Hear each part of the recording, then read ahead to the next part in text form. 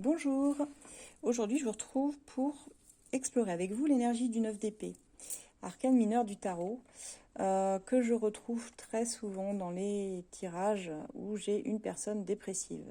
Là, c'est la carte de la dépression, 9 d'épée, dépression. Voilà, je ne peux pas vous dire mieux. De toute façon, c'est assez clair hein, quand on voit ces deux images ici. C'est une carte qui nous parle d'affronter nos propres démons.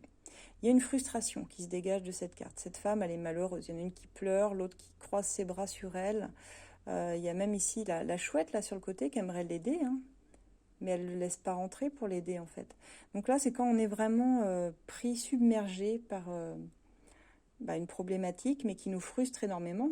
Et on est complètement empêché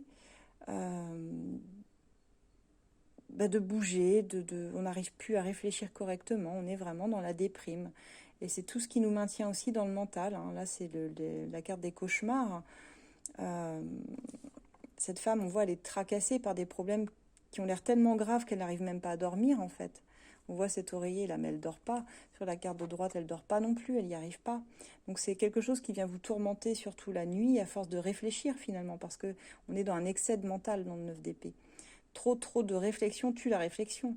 Est-ce qu'à un moment, on arrivera à faire preuve de sagesse, à trouver la vérité? Pour l'instant, non.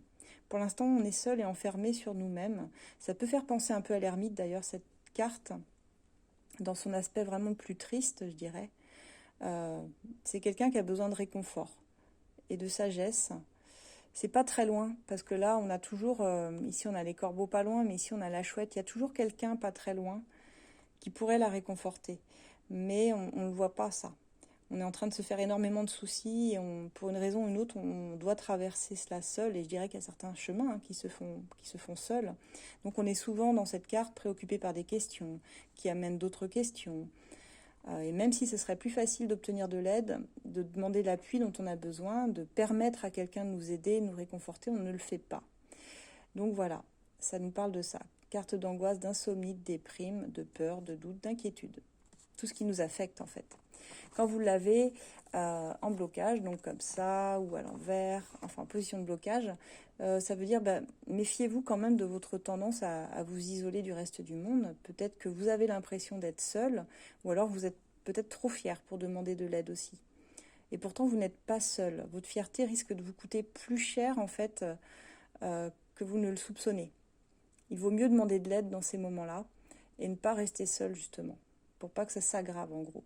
Donc c'est ça le conseil d'un 9 d'épée renversé, lorsque vous l'avez.